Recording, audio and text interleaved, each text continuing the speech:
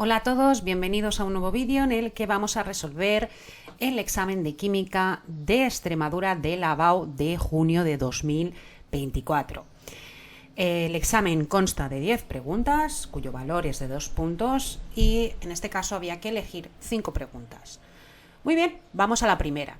Tenemos un elemento que tiene una configuración electrónica de 1s2, 2s2, 2p6, 3s2, 3p5, 3p6, 5s1 y nos piden indicar si las afirmaciones que se dan a continuación son o no correctas y que razonemos la respuesta. Su número atómico es 19. Bueno, pues si contamos el número de electrones que corresponde a los protones y por lo tanto el número atómico, vemos que 2, 2, 6 más 2 más 6 más 1 hacen un total de 19. Por lo tanto tendrá una Z de 19 y si sumamos todos estos electrones, pues vemos que son 19, entonces tenemos que decir que esta afirmación pues es verdadera. El átomo se encuentra en estado fundamental. Bueno, pues esto tenemos que decir que esto es falso. ¿Por qué? Porque aquí lo que estamos viendo es que acaban 5s1. Entonces corresponde a un estado, a un átomo en estado excitado porque no se cumple en principio de Anfao, ya que los electrones del nivel 5s deberían estar situados en nivel 4s y la configuración electrónica en el estado fundamental debería ser esta que tenéis aquí, 1s2, 2s2, 2p6, 3s2, 3p6, 4s1 y un estado excitado, pues lo que vemos es que es un estado en la que los electrones tienen más energía que el estado fundamental. Digamos que los electrones, según el principio de mínima energía, van ocupando los niveles en orden de energía creciente. Entonces aquí tenemos que decir que esto es falso. El elemento pertenece a metales alcalinos. Vale, con una Z de 19 con 4s1 estaríamos delante de un alcalino, de un metal alcalino. Entonces hay hidrógeno, litio, hay limones y naranjas que robaron César y Fran. Esta es la regla mnemotécnica para saberse la tabla periódica. 1, 2, 3, 4. Estaríamos delante del potasio, por lo tanto esto es un metal alcalino, porque vemos que la última capa es NS1, entonces esto tenemos que decir que es verdadero. El elemento pertenece al quinto periodo. Bueno, claramente estamos viendo que eso no es cierto, pertenece al periodo 4. ¿Vale? El periodo 4, este elemento químico que será el potasio, ¿vale? Tiene 4 niveles ocupados de electrones, por lo tanto se sitúa en el periodo 4. Muy bien, pasemos a la siguiente pregunta. Nos dan dos elementos, sean el elemento A con una Z de 11 y el elemento B con una Z de 16. Nos piden escribir las configuraciones electrónicas de sus respectivos estados fundamentales y que indiquemos el grupo y el nivel al que pertenece. Y luego hay que justificar cuál es el elemento que tiene mayor energía de ionización, cuál es el ion más estable de cada elemento y luego explicar si el radio del ion más estable de cada elemento es mayor o menor que el de su respectivo átomo neutro. Bueno, pues vamos a los elementos. Bueno, el primer elemento es A con una Z de 11, un número atómico de 11.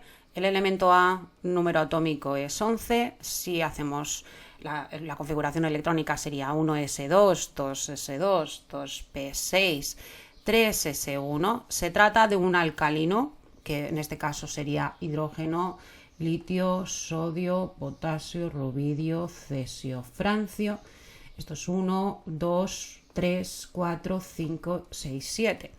Entonces digamos que sería la última capa NS1, sería el grupo 1, periodo 3, es decir, se trataría del sodio, ¿vale? Y bueno, periodo 3, grupo 1, alcalinos. El elemento B, bueno, cuando te dicen de nivel, hacen referencia al periodo, periodo nivel 3, ¿vale? El elemento B tiene una Z de 16, 1s2, 2s2, 2p6, 3s2, 3p4. La última capa sería ns2, np4, que corresponde al grupo 2 más 4, 6 más 10, grupo 16 anfígenos, y el nivel o periodo en este caso pues sería nivel o periodo sería 3, ¿no? Periodo 3 o nivel 3. Bueno, oxígeno, azufre, selenio. Bueno, entonces periodo 2, 3, 4, 5 y 6. Bueno, en este caso lo que nosotros vemos es que con un elemento químico que tiene un grupo que tiene un número atómico de 16, se trataría del azufre. Luego nos preguntan en el B que justifiquemos cuál es el elemento de mayor energía de ionización. Pero voy a hacer antes el C, que hay que indicar cuál es el ion más estable de cada elemento. Bueno, para indicar el ion más estable lo que hay que hacer es conseguir la configuración electrónica del gas noble más próximo. En el caso del elemento A estamos más cerca del neón que del argón. Por lo tanto, aquí la configuración electrónica lo que va a pasar es que se va a perder un electrón. Entonces la configuración será 1s2, 2s2, 2p6 y se va a formar un catión de sodio. En el caso del elemento B, que tiene una Z16, estamos más cerca del argón que del neón. Por lo tanto, le vamos a sumar 2 electrones. Entonces la configuración será 1s2, 2s2, 2p6, 3s2, 3p6 y se tratará del anión que ha ganado 2 electrones y entonces será el anión de azufre, el anión sulfuro, ¿vale? Con menos 2 de carga, ¿vale? Entonces ya tendríamos el apartado B, bueno, el apartado A y el apartado C. Vamos al B. Justificar cuál es el elemento de mayor energía de ionización. Bueno, aquí siempre tenemos que decir lo mismo. La energía de ionización, pues es la energía necesaria para arrancar un electrón de un átomo en estado gaseoso. Para arrancar un electrón de un átomo en estado gaseoso hay que comunicarle la energía suficiente para vencer la fuerza de atracción electrostática de este por su núcleo atómico. Esta fuerza de atracción depende de la distancia entre el electrón y el núcleo de la carga nuclear. Y luego dentro de un mismo periodo la energía de ionización aumenta a la derecha ya que aumenta la carga nuclear y provoca una mayor atracción del núcleo sobre el último electrón, por lo que se necesitaría más energía para arrancarlo. Y luego dentro de un mismo grupo la energía de ionización aumenta al ascender ya que disminuye el número de capas electrónicas y el último electrón estará más atraído al estar más cerca del núcleo y se necesitará más energía para arrancarlo. Fijaros que aquí tendríamos el sodio, aquí tendríamos el azufre, ¿vale? La energía de ionización aumenta conforme avanzamos en grupo y aumenta conforme disminuimos en periodo. Entonces, ¿qué podemos decir al respecto en este caso? Pues en este caso lo que tenemos al respecto es que el sodio presenta una energía de ionización más baja que el azufre, o lo que es lo mismo, diremos que A, el elemento A, presenta una energía de ionización más baja que el elemento B, ¿vale? El de mayor energía de ionización en este caso sería el azufre. Muy bien, pasemos al problema C, que ya lo tenemos, pero lo vamos a dejar aquí escrito, porque luego nos dicen en D que expliquemos si el radio del ion más estable de cada elemento es mayor o menor respecto a su átomo neutro o su átomo en estado fundamental. Bueno, pues aquí lo que vamos a decir es lo siguiente.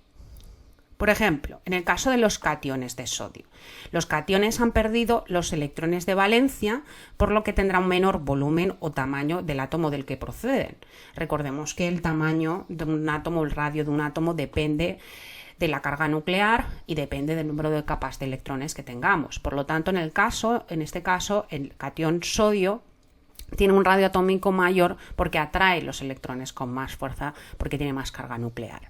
En el caso del anión monoatómico, el ion sulfuro, se ha formado porque el átomo del que procede, pues en este caso ha ganado electrones, en este caso 2, para conseguir la configuración electrónica del gas noble más próximo. Entonces, al albergar más electrones en el mismo volumen, hay una repulsión interelectrónica que provoca que la capa se expanda ligeramente, por lo que los aniones suelen tener un tamaño ligeramente mayor que los átomos de los que proceden. Así que en este caso el anión tiene un tamaño mayor que el azufre en estado fundamental.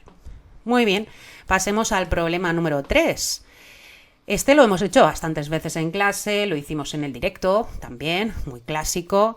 Creo que hicimos el mismo porque es casi las reacciones a veces se repiten muchísimo y nos dan que monóxido de nitrógeno más ozono da dióxido de nitrógeno más oxígeno y la velocidad de esta reacción que se ha obtenido en 3 experimentos en los que ha variado la concentración de los reactivos se recoge en esta tabla que veis ahí. Entonces te piden determinar los órdenes parciales y el orden total de la reacción, que escribas la ecuación de velocidad y que luego calcules el valor de la constante de velocidad y sus unidades. Y luego el de, pues teoría, indicar cómo afecta la presencia de un catalizador y qué razón es la respuesta.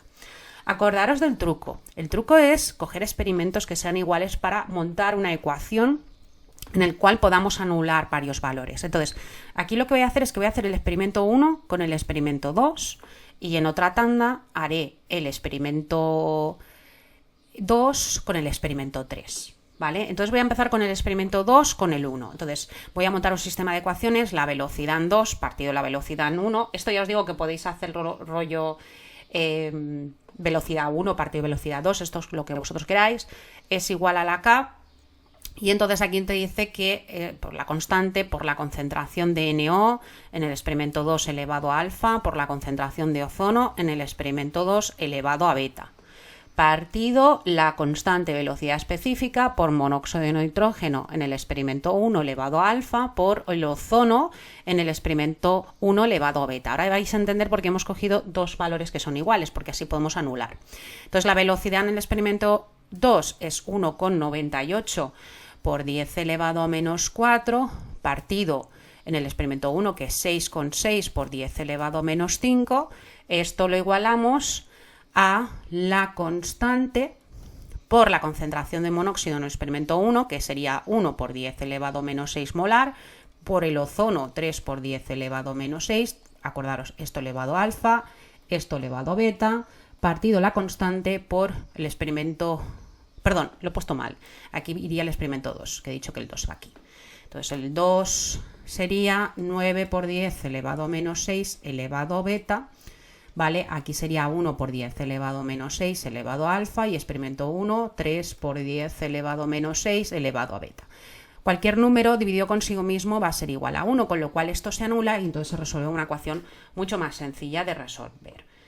Veamos la división, tendríamos que dividir, por ejemplo, pues 1,98, 1,98 por 10 elevado a menos 4, que es la velocidad en 2, lo dividimos en la velocidad en 1, que sería 6,6 por 10 elevado a menos 5, esto nos da un valor de 3. Entonces tendremos que 3 es igual a 9 por 10 elevado a menos 6 partido 3 por 10 elevado a menos 6 nos da 3 elevado a beta. Entonces esta ecuación exponencial nos da que beta va a ser igual a 1. Entonces, si la ley de velocidad que nosotros tenemos que expresar, que la velocidad es igual a la constante por la concentración de monóxido de nitrógeno elevado a alfa por la concentración de ozono elevado a beta, estamos viendo que el orden parcial respecto al ozono pues está siendo de orden 1. ¿Vale? Ahora vamos a hacer el experimento en el que veamos dos valores iguales. Por ejemplo, aquí esto anulará el ozono y podremos calcular alfa. Ahora vamos a hacer el experimento 3 con 2. Velocidad en 3 partido velocidad en 2. Entonces tenemos la constante por la concentración de monóxido de nitrógeno en el experimento 3 elevado a alfa por la concentración de ozono en el experimento 3 elevado a beta partido la constante por la concentración de monóxido de nitrógeno en el experimento 2 elevado a alfa por la concentración de ozono en el experimento 2 elevado a beta. La velocidad en 3 sería 5,94 por 10 elevado a menos 4 partido 1,98 por 10 elevado a menos 4 igual, fijaros que la constante es la misma, se va, igual a la concentración de monóxido de nitrógeno en el experimento 3, 3 por 10 elevado a menos 6 elevado a alfa por el experimento 3 de ozono, 9 por 10 elevado a menos 6 elevado a beta, y ahora en el experimento 2 sería 1 por 10 elevado a menos 6 elevado a alfa por 9 por 10 elevado a menos 6 elevado a beta. Entonces estamos viendo que esto se anula, porque bueno, nos anula, es que es 1, y nos quedará que 5,94, es decir, 5,94 que como tiene el mismo exponente, vamos a hacer la división 5,94 con 1,98, porque es el mismo exponente, da 3, y entonces aquí tendríamos que 3 elevado a 1 es igual a 3 por 10 elevado a menos 6 partido 3 por 1 por 10 elevado a menos 6 sería 3 elevado a alfa. Entonces aquí vemos que alfa en esta ecuación exponencial, alfa es igual a 1, beta es igual a 1. Entonces aquí vemos que esto será orden 1 respecto a orden 1 respecto a monóxido de nitrógeno, y respecto a ozono orden 1. Y el orden total, alfa más beta, pues el orden total de la reacción sería 2. ¿Vale?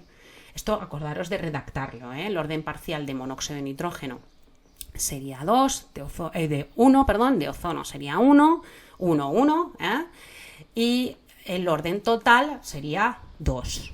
Bueno, luego nos dice que escribamos la ecuación de velocidad, pues bueno, la tenemos aquí escrita, que sería esta. Y luego nos piden que calculemos el valor de la constante de velocidad y sus unidades. Bueno, pues esto es muy típico porque esto básicamente lo que vamos a hacer es escoger el experimento que vosotros queráis. Yo voy a coger el primer experimento mismo, ¿vale? Entonces vamos a calcular qué valor tiene la constante. La constante es igual a velocidad partido la concentración de monóxido por la concentración de ozono. Lo voy a coger en el primer experimento. Entonces la velocidad sería 6,6 por 10 elevado a menos 5 mol por litro elevado a menos 1 por segundo elevado a menos 1 partido 1 por 10 elevado a menos 6 por mol por litro elevado a menos 1 por la concentración de ozono 3 por 10 elevado a menos 6 mol por litro elevado a menos 1. Fijaros que mol por litro elevado a menos 1 se va como magnitud, pero nos queda que esto sería 6,6 por 10 elevado a menos 5, perdón, por 10 elevado a menos 5 partido 1 por 10 elevado a menos 6 por 3 por 10 elevado a menos 6. Y entonces esto nos da un valor de una K, pues un valor, como veis, muy grande. Vamos a ponerle notación científica. Esto nos va a dar 22 por 10 elevado a 6, que pues segundo elevado a menos 1 partido mol por litro elevado a menos 1. Si queremos ponerlo de manera lineal para que nos quede un poquito más apañadete, pues esto sería 22 o 2 por 2, también podríamos decir 2,2 por 10 elevado a 7 mol elevado a menos 1 por litro por segundo elevado a menos 1, si nos gusta más ponerlo así, ¿vale? Y luego nos preguntan que expliquemos qué pasa cuando cómo afecta la presencia de un catalizador. Bueno, pues esto es como una pregunta muy clásica, ¿vale? Un catalizador en el seno de una reacción solo modifica la energía de activación disminuyéndola, ¿no? Si el catalizador es positivo, aumentándola si es negativo. Las variables termodinámicas permanecen invariables por depender su valor solo de los estados inicial y final del sistema, así que un catalizador lo que hace es incrementar de la velocidad de la reacción porque disminuye la energía de la energía de activación y con eso acelera la constante velocidad específica y por lo tanto la velocidad. Muy bien, pasemos al problema número 4. El problema 4 sería un problema de equilibrio químico. Cuando se calientan 0,2 moles de ECOCl2 a 300 grados en un reactor de 5 litros, tiene lugar la siguiente reacción que tenéis ahí. Una reacción, por cierto, endotérmica, que absorbe calor, alcanzándose en el equilibrio una presión total de 2,6 atmósferas. Entonces te pide que calcules cada una de las concentraciones de cada especie en equilibrio. Bueno, lo primero que vemos es que es un equilibrio homogéneo, donde la variación de moles gaseosos será 2 menos 1, es decir, 1. Entonces la relación de K sub P con K sub P sería igual a K sub C por R por T elevado a la variación de moles gaseosos, que sería 1, ¿vale? Entonces vamos a hacer el A y el B casi a la vez, ¿vale? Entonces vamos a hacer primero un cuadro de disociación. Tenemos este compuesto dicloruro, gas, que se disocia en clorogas, más monóxido de carbono, gas. Entonces vamos a hacer un cuadro de disociación, si os parece, con moles. Se calientan 0,2 moles. Nada, nada. La variación es menos X. Más X, más X. Y los moles en equilibrio serán 0,2 menos X, X, X. El volumen del reactor es un volumen de 5 litros, ¿vale? Pero fijaros que te dice que la presión total una vez alcanzada el equilibrio es igual a 2,7 atmósferas. Entonces, presión total es 2,6 atmósferas. Entonces, ¿qué podemos hacer aquí? Pues podemos calcular los moles totales una vez alcanzado el equilibrio, que será 0,2 menos x más x más x, que esto nos va a dar que es 0,2 más x. Entonces, si yo sé los moles totales y lo puedo calcular a partir del volumen conocido y la presión total, podemos calcular los moles totales como la presión total por el volumen del reactor partido la constante de gases ideales por la temperatura. Así que los moles totales será una presión de 2,6 atmósferas por un volumen de 5 litros dividido por la constante de gases ideales por una temperatura de 300 grados más 273 sería 573 grados Kelvin. Acordaros siempre de convertir a grados Kelvin. Y entonces aquí podríamos calcular cuáles son esos moles totales. Pero voy a cambiarme la calculadora de posición. Ahí. Entonces, tenemos que 2,6 lo multiplicamos por 5 litros, que lo dividimos entre 0,082, multiplicado por 573 grados Kelvin. Y entonces esto nos da 0,2766. 0,2767, si queréis podemos redondear, moles. Una vez conociendo eso, podemos conocer el valor de x, que el valor de x serán los moles totales menos 0,2. ¿Vale? 0,27 le restamos 0,2 y entonces tenemos que el valor de x sería igual a 0,7667, que si queréis podemos redondear a 0,077 moles. Una vez que yo ya tengo los moles de este ejercicio, ¿vale? Una vez que yo ya tengo los moles de x, puedo calcular las concentraciones de cada especie en equilibrio y calcular el valor de K sub C. Entonces, la concentración de cloro gas en equilibrio es la misma concentración del monóxido de carbono en equilibrio, que será X partido el volumen de 5 litros, es decir, 0,077 moles partido entre un volumen de 5 litros. Entonces, si esto lo divido entre 5 litros, que lo tengo aquí arrastrado, pues esto me va a dar una concentración molar de 0,0153 molar en equilibrio que tengo de esto, ¿no?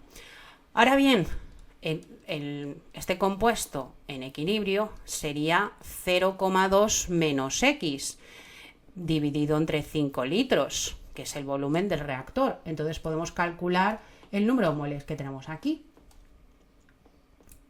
¿Vale? Esto sería 0,2 menos 0,07667, si queréis redondeamos a 0,77, bueno, aunque arrastramos decimales mejor, lo dividimos entre 5 litros y esto nos sale que la concentración molar es igual a 0,0246 molar.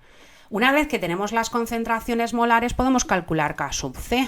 K sub C es la concentración del cloro gas por la concentración de monóxido partido la concentración del reactivo.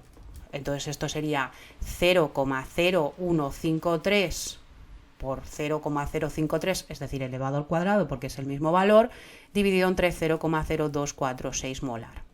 Y entonces, como lo tenemos en concentraciones, podemos calcularlo sin ningún problema. Esto lo arrastramos, lo dejamos aquí, y esto sería 0,0153, que lo elevamos al cuadrado y nos da un valor de 9,49 por 10 elevado a menos 3. 9,49 por 10 elevado a menos 3. Si quisiéramos poner magnitud sería molar, ¿eh? Bueno, entonces esto ya lo tenemos, porque la variación es 1, ¿eh? Si quisiéramos con él, no es necesario. Ahora, K sub P es igual a K sub C por la constante de gases ideales por la temperatura, elevado a 1 porque la variación es 1. Así que 9,49 por 10 elevado a menos 3 lo multiplicamos por la constante de gases ideales, que es 0,082, por una temperatura de 573 grados Kelvin, podemos obtener el valor de K sub P por 0,082 que lo multiplicamos por 573. Y entonces esto es igual a un valor de K sub P de 0,445.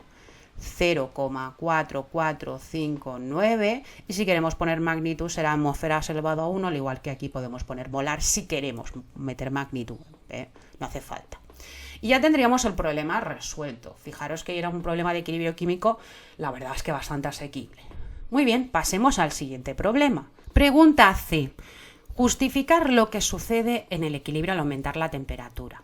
Según el principio de Le Chatelier, cualquier cambio en una de las variables que determina el estado del equilibrio de un sistema causa un desplazamiento del equilibrio en el sentido que tiende a oponerse al cambio de la variable modificada. Entonces, si se aumenta la temperatura de acuerdo con el principio de Le Chatelier, el sistema evoluciona de forma que se produzca un descenso de la temperatura, es decir, en el sentido de que se absorba calor.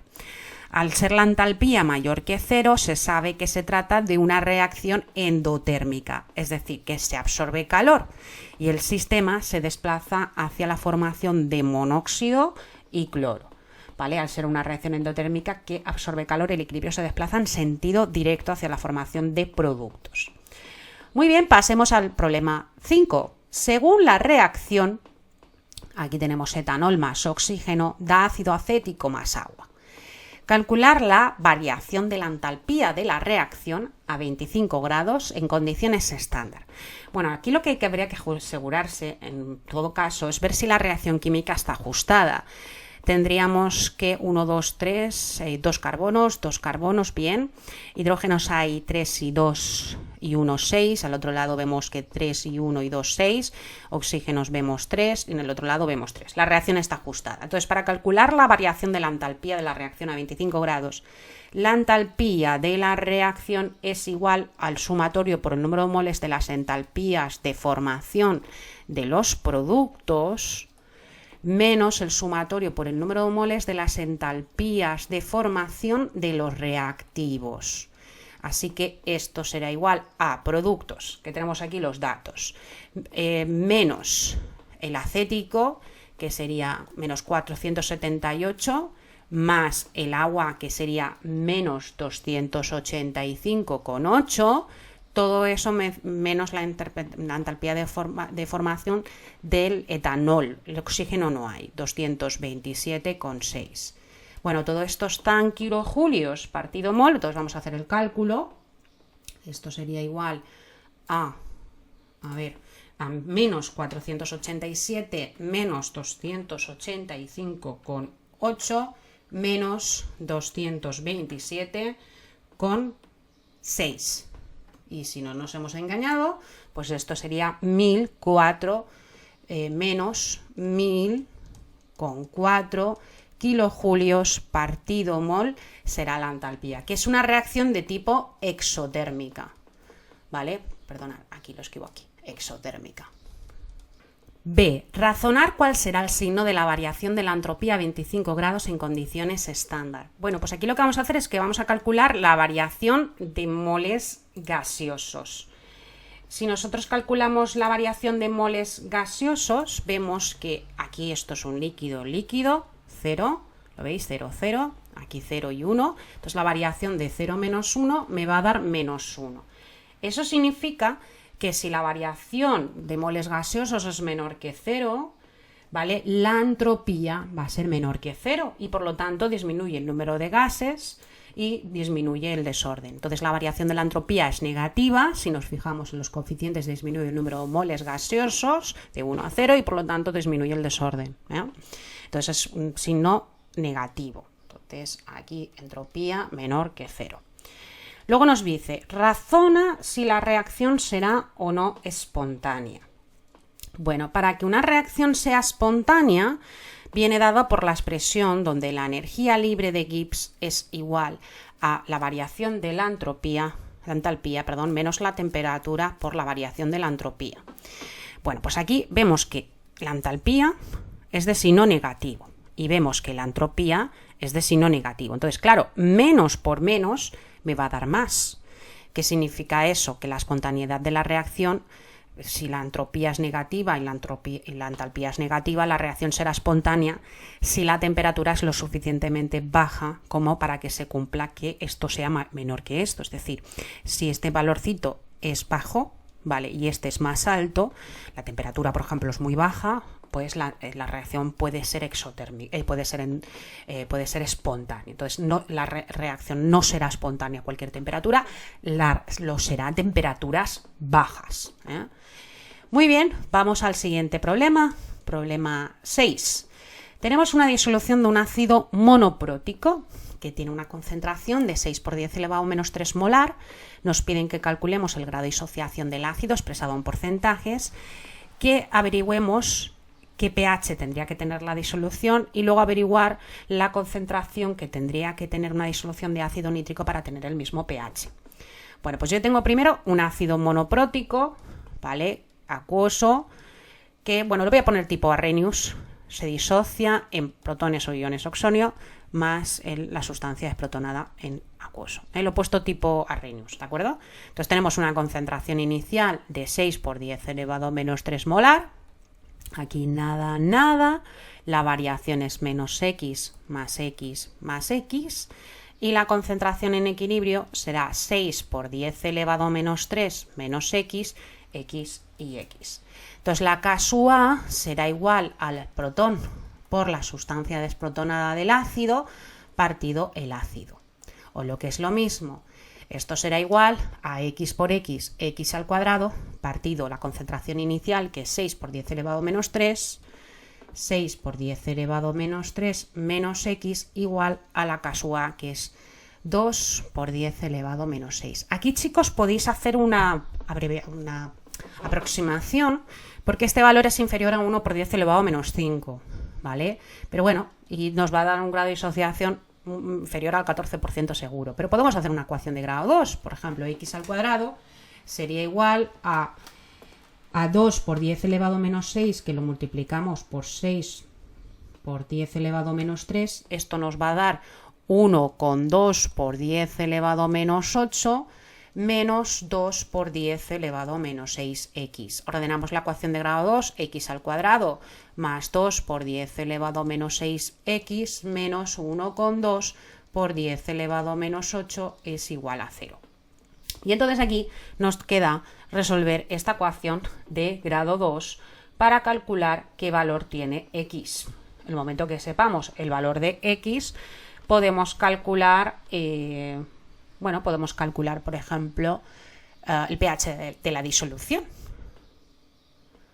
Bueno, pues entonces esto sería igual a una ecuación de grado 2, menú ecuación polinómica de grado 2, 1, 2 por 10 elevado a menos 6x menos 1,2 por 10 elevado a menos 8. Perdón, por 10 elevado a menos 8.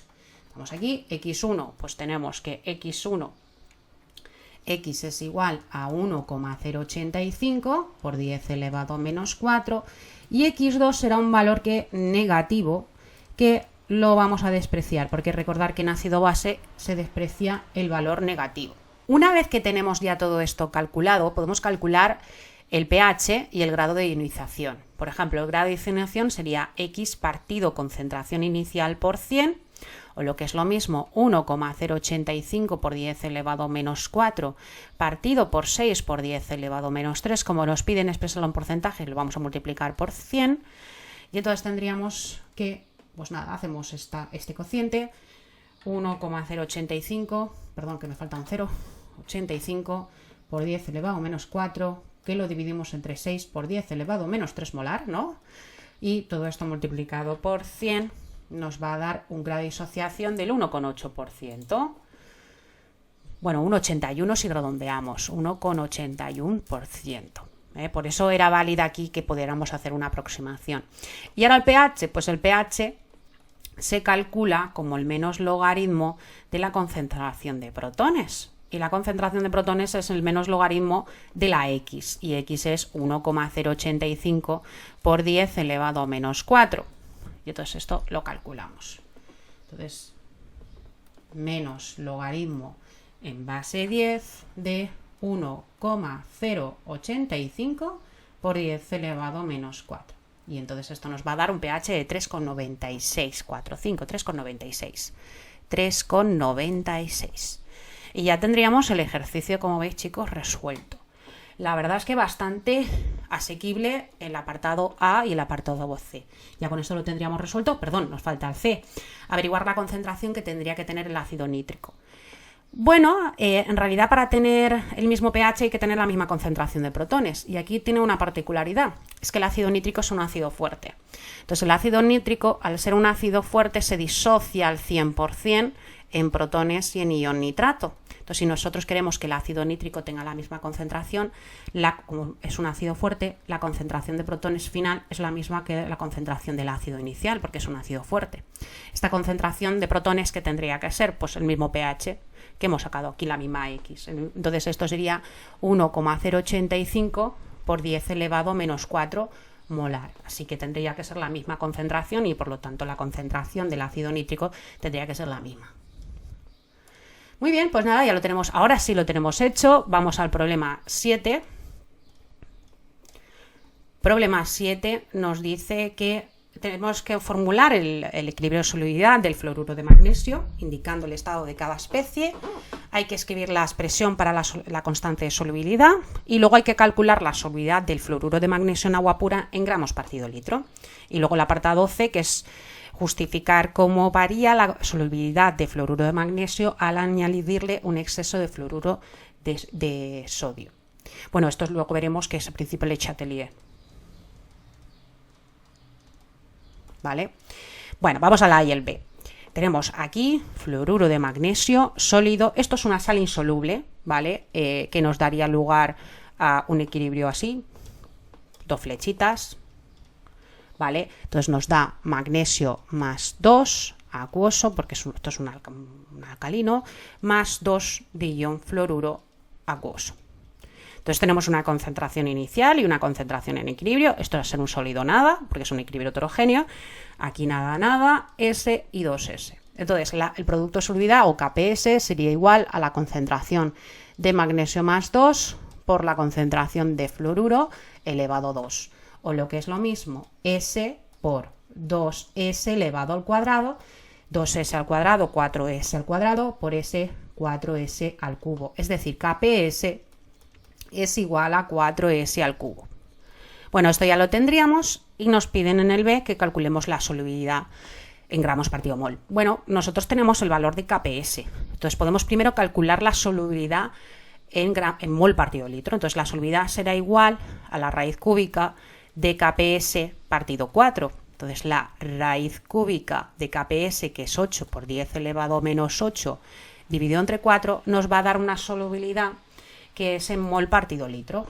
Entonces, cuidado que aquí, chicos, que a mí a veces me pasa que se me olvida, no pongo bien raíz cúbica, ¿eh? Entonces esto sería 8 por 10 elevado a menos 8, que lo vamos a dividir entre 4. Entonces nos da que la solubilidad en mol partido litro sería igual a 2,71 por 10 elevado a menos 3 mol partido litro. Ahora bien, si yo la quiero en gramos partido litro, lo que tengo que hacer es que 2,71 por 10 elevado a menos 3 mol partido litro, lo que voy a hacer es que en un mol de fluoruro de magnesio, ¿cuánto es el peso molar? Entonces, ¿cuánto pesa? Entonces será 24,3 más 19 por 2, ¿qué? Pues estos serán gramos, ¿no? Es decir, multiplicar el número de moles, la masa en gramos es igual al número de moles por el peso molar. Entonces, básicamente esto lo multiplicamos por 24,3 más 19 por 2. Perdón, que aquí parece que ponga 192. No, 19 por 2. Por 2. Y cerramos paréntesis. Y entonces esto nos da que la solubilidad en gramos partido mol sería de 0,1. Ay, perdón, no. Que me he engañado con el cálculo, chicos, que se me ha olvidado ponerlo por 2. Este valor por 24,3 más 19 por 2, que se me ha olvidado poner el por 2. Y entonces esto me da 0,1691 gramos partido litro. ¿Vale? Entonces ya tendríamos todo el ejercicio resuelto. tendríamos la relación de KPS, el equilibrio solubilidad y ya tendríamos el apartado A y B hecho. Vale, ahora vamos al C, que es teoría del principio de Le Chatelier. Te dice que justifiques cómo varía la solubilidad de fluoruro de magnesio al añadirle un exceso de sodio. Fijaros que aquí el equilibrio de fluoruro de magnesio sólido, un equilibrio porque es una sal insoluble, da magnesio más 2 en disolución acuosa más 2 de ion fluoruro en disolución acuosa. Entonces le añadimos un exceso de una sal que es de fluoruro de sodio, que es una sal sólida, es una sal soluble, donde nos da ion sodio más ion fluoruro. Con lo cual el ion común es el ion fluoruro y entonces estamos incrementando la concentración de ion fluoruro y por lo tanto el equilibrio se desplaza en sentido inverso. Al desplazarse en sentido inverso la subida baja, ¿no? Entonces aquí tendríamos que redactar que según el principio de Le Chatelier, bueno, esto es un rollo porque siempre hay que escribir esto, cualquier cambio en una de las variables que determina el estado del equilibrio en un sistema, pues causa un desplazamiento del equilibrio en el sentido que tiende a oponerse al cambio de la variable modificada. Si yo añado fluoruro de sodio, que es una sal soluble, aumentamos la concentración del ion fluoruro, por lo tanto el equilibrio se desplaza hacia la izquierda, es decir, aumentando la concentración de fluoruro de magnesio sólido, lo que es lo mismo, pues disminuye la solubilidad por efecto del ion común, ¿no? Bueno, pues nada, vamos a la siguiente pregunta, pregunta 8, tenemos aquí una pila que nos dice que dibujar el esquema de una pila utilizando como electrodos una barra de cadmio y otra de plata, identificar todos los elementos que forman e indicar el sentido del movimiento de los electrones. Bueno, esto siempre es igual, del ánodo al cátodo es el movimiento de los electrones. Escribir las reacciones que tienen lugar en el cátodo y en el ánodo y calcular la fuerza electromotriz o el potencial de la pila formada. Bueno, una celda voltaica o galvánica o una pila es aquella que tiene lugar una reacción espontánea, es decir, en ella se cumple que a una presión y una temperatura constantes la energía libre de Gibbs es menor que cero, es decir, un proceso espontáneo. Teniendo en cuenta que la relación entre la energía libre de Gibbs y el potencial de la celda viene dado por la expresión donde la energía libre de Gibbs es igual al número de moles por constante de Faraday por la variación del potencial de la reacción, se dice que para una reacción de oxidación-reducción sea espontánea es necesario que la variación del potencial de la reacción o el potencial de la celda sea de signo positivo. Entonces, el par del electrodo que presenta mayor potencial, que se escribe a la derecha la notación de una pila, se comporta como cátodo y oxidante. Entonces, de los dos, el que tiene un mayor potencial estándar de reducción es la plata. Por lo tanto, la plata es el cátodo. Entonces, cátodo sería Ag+, que pasa a Ag sólido, ¿vale? Entonces, esto es el cátodo, que es la reacción de reducción. Y entonces aquí vamos a poner el potencial estándar de reducción de la plata, que es menos 0,80 voltios, que va a actuar en el cátodo. Entonces ponemos una lámina de plata con una disolución de iones de plata. Luego el ánodo, pues el par de menor potencial es el ánodo, se escribe a la izquierda en la notación de una pila, aunque en este caso no me han pedido la notación, se comporta como un ánodo reductor, es decir, que participa en una reacción de oxidación. Entonces tenemos que cadmio sólido pasa a cadmio más 2 acuoso. Entonces, si aquí ponemos un electrón, aquí dos electrones, y multiplicamos esto por 2, tendríamos la reacción global ajustada, que sería 2 de ion plata acuoso más cadmio sólido, nos vamos al otro lado, 2 de plata sólida más cadmio más 2 acuoso. Y entonces esto sería el potencial estándar de oxidación. Si tú quieres el de oxidación, cambia el signo. Aquí te dice que es menos, si yo, eso es de reducción, si quiero de oxidación lo cambio, más 0,40 voltios. Chicos, a mí personalmente me gusta calcular la variación del potencial de la reacción como suma del potencial de oxidación más el potencial de reducción. También se puede hacer el potencial de reducción del cátodo menos el potencial de reducción del ánodo, pero esto ya os digo que es gusto consumidor. Entonces esto nos da 1,2 voltios, sería la fuerza electromotriz o el potencial de la celda. Y entonces aquí si quisiéramos también, no nos lo pide, pero la notación de la pila, el puente salino, a la derecha se pone el cátodo, que sería Ag+ en disolución acuosa de 1 molar, y aquí palito pondríamos plata sólida, y a la izquierda se pone el ánodo, que sería cadmio sólido, palito, cadmio más 2 acoso y, por ejemplo, una concentración de 1 molar. Esto sería la notación de la pila, que no nos lo pide, nos pide el esquema. Luego fijaros que el flujo de electrones siempre del ánodo al cátodo. El cátodo tenemos una lámina de cadmio en una disolución que tenga iones cadmio. Ponemos el puente salino que mantiene la electroneutralidad de la celda. En el cátodo ponemos una lámina de plata con una disolución que tenga plata, ion plata, nitrato de plata, por ejemplo. Y entonces aquí tendríamos el cátodo y este sería el ánodo. Pero siempre el flujo de electrones del ánodo al cátodo, siempre. Muy bien, pasemos al problema 9, que también es bastante asequible porque es de electroquímica. Se hace pasar, bueno, de electrólisis, se hace pasar 3,5 horas una corriente de 4 amperios a través de una celda electrolítica que contiene una disolución de yoduro de estaño. Claro, yo tengo una sal, que es yoduro de estaño, que se disocia en ion estaño más 2 de ion yoduro, ¿vale? Entonces, el estaño más 2 electrones daría lugar en el cátodo a la reacción de reducción, ¿no?, de la celda electrolítica. Entonces, la masa del estaño metálico lo podemos calcular con esta fórmula. La masa es igual al peso molar por la intensidad de la corriente por el tiempo en segundos, partido la carga por la constante de Faraday. Vale.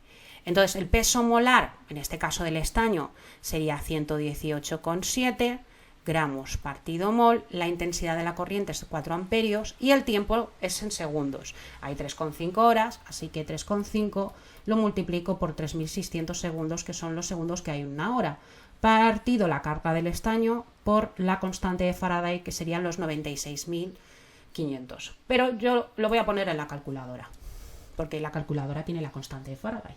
Entonces esto sería 118,7 por 4 amperios por 3,5 horas por 3.600 segundos, que lo dividimos entre 2 por la constante de Faraday,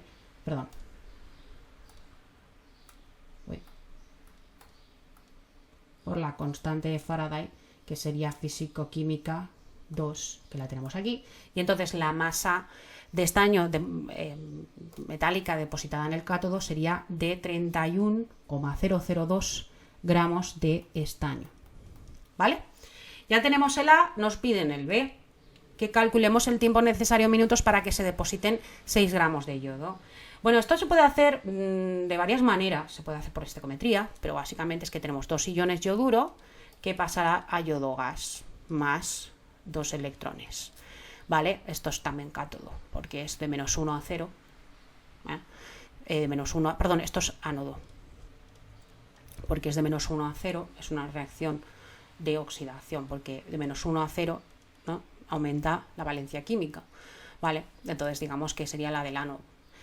Entonces, la masa sería igual a el peso molar por la intensidad de la corriente por el tiempo, partido la carga por la constante de Faraday. Entonces yo lo que quiero es el tiempo. Entonces, esto pasaría aquí multiplicando. Entonces, el peso molar por la intensidad por el tiempo es igual a la masa por la carga del ion, en este caso -1, por la constante de Faraday. El tiempo, si yo despejo tiempo, pasa todo esto dividiendo, el tiempo es, que serán segundos, sería igual a la masa por la carga por la constante de Faraday partido el peso molar, pongo aquí una R, por la intensidad de la corriente. Entonces, el tiempo en segundos será una masa de ¿cuánto? De 6 gramos, ¿vale? Por 2 por 96.500, que sería la constante de Faraday. Voy a poner aquí una F de Faraday y lo voy a sacar con la calculadora. Partido el peso molar, que sería 254, porque sería realmente 127 por 2. La voy a poner aquí 127 por 2. 127 por 2 por la intensidad de la corriente, que suponemos que es la misma intensidad, 4 amperios. Entonces esto será igual a 6 por 2 por la constante de Faraday, aquí me falta el por, partido 127 por 2 por 4 amperios. Y entonces esto te sale que son muchos segundos, 1139,59 segundos, que para que sea más manejable, si lo dividimos entre 60, lo pasaríamos a minuto, ¿no? Entonces sería en un minuto, podríamos decir que hay 60 segundos, y entonces tendríamos 18,99, que si queréis rodeamos a 19 minutos. Y entonces ese sería el tiempo. Ya os digo que lo podemos hacer de varias maneras, lo que os guste más. De hecho, lo podemos hacer por estequiometría, por factores de conversión también. Muy bien, pasemos al último problema del examen. Problema 10. Un compuesto formado por carbono, hidrógeno y oxígeno tiene una masa de 4,6 gramos. Se hace reaccionar con un volumen de oxígeno, dando 8,8 gramos de dióxido de carbono, 5,4 gramos de agua. Por otro lado, 9,2 gramos de este compuesto ocupan un volumen de 5,80 a 780 mililitros de mercurio, de presión y una temperatura de 90 grados Celsius. Averiguar la fórmula empírica y la fórmula molecular del compuesto y formular y nombrar un posible isómero. Bueno, esto es muy fácil porque es fórmula empírica y molecular. Yo tengo un compuesto que es CX, HI o Z, que se consume con oxígeno, una reacción de combustión, y entonces esto va a dar CO2 más agua. Entonces aquí me dice que se obtienen 8,8 gramos de CO2 y aquí 5,4 gramos de agua. Bueno, lo que voy a hacer es que voy a calcular el número de moles de CO2 y el número de moles de carbono. Entonces vamos a hacer lo siguiente. Entonces, primero, el número de moles de dióxido de carbono, que será igual a la masa en gramos, que es 8,8 gramos, que dividimos entre 44 gramos partido mol, que es el peso molar del dióxido de carbono, que sería 12 más 16 por 2, ¿no? Entonces tendríamos que 8,8 dividido entre 44, tendríamos unos moles que serían 0,2 moles. Vale, ahí en este caso, el número de moles de solo carbono, como el dióxido de carbono solo tiene un átomo, el número de moles de solo carbono serían 0,2 moles. Y la masa de solo carbono sería igual al número de moles 0,2 por la masa atómica del carbono, que es 12. Entonces 0,2 por 12 gramos partido mol, pues esto me daría que son 2,4 gramos de carbono. Ahora os digo por qué he hecho esto, porque así luego puedo calcular la masa de oxígeno. Luego, el número de moles de agua, yo tengo 5,4 gramos de agua, que lo divido por el peso molar del agua, que es 18 gramos partido mol, 16 más 2. Entonces, 5,4 lo divido entre 18, esto me da 0,3 moles. Entonces, el número de moles de solo hidrógeno sería 0,3 por 2, es decir, 0,6 moles de solo átomo de hidrógeno, porque el agua tiene 2 átomos. Entonces, el número, en este caso, la masa en gramos de hidrógeno, como la masa atómica de hidrógeno es 1, la masa de hidrógeno que tendríamos sería de 0,6 gramos. Entonces, ahora entenderéis por qué he hecho esto. ¿Por qué? Porque si yo sé la masa del compuesto, sé que el compuesto CX, HI o Z pesa 4,6 gramos, y de ese compuesto sé los gramos que hay de carbono, los gramos que hay de hidrógeno, yo puedo averiguar los gramos de oxígeno como la resta de los gramos del compuesto, que son 4,6, menos los gramos de carbono, que son 2,4, menos los gramos de oxígeno, que son 0,6. Y entonces puedo obtener los gramos de solo oxígeno. 4,6 menos 2,4 menos 0,6. Esto nos daría que los gramos de oxígeno sería 1,6 gramos de oxígeno, y como tendría los gramos de oxígeno podría calcular los moles de oxígeno, que sería 1,6 gramos dividido por 16 gramos partido mol, y entonces tendría los moles para poder hacer la fórmula empírica, que esto sería 0,1 mol. Ahora, de estos tres compuestos que tenemos aquí, ¿vale? Puedo montarme yo la fórmula empírica, porque estos 3 moles de carbono, de hidrógeno y de oxígeno puedo calcular la X y Z. Entonces, X, Y Z. Y entonces puedo obtener la fórmula empírica. Para ello tengo que dividir por el cociente más bajo, que es el de 0,1 mol. 0,1, 0,1. Entonces, oxígeno, que es 0,1 partido 0,1, esto me sale 1. Hidrógeno, 0,6 dividido entre 1, me sale 6. Y carbono, 0,2 dividido entre 0,1, me sale 2. Eso significa que la fórmula empírica del compuesto será C2 H6O1, ¿vale? Esto sería la fórmula empírica. Ahora, si yo quiero calcular la fórmula molecular del compuesto, yo lo que tengo que calcular es el peso molar del compuesto en las condiciones que me están dando, ¿vale? Entonces, nada, esto lo borramos porque ya no nos hace falta. Vamos a calcular la fórmula molecular. Entonces, tenemos que, nos dicen que, por otro lado, 9,2 gramos de este compuesto ocupan un volumen de 5,80 litros con 780 mililitros de mercurio de presión y una temperatura de 90 grados Celsius. Aquí lo que tenemos que hacer es calcular el peso molar. ¿Por qué? Porque el peso molar empírico, que esto es la que tenéis aquí, esto es la fórmula empírica, por N es igual al peso molar real o molecular.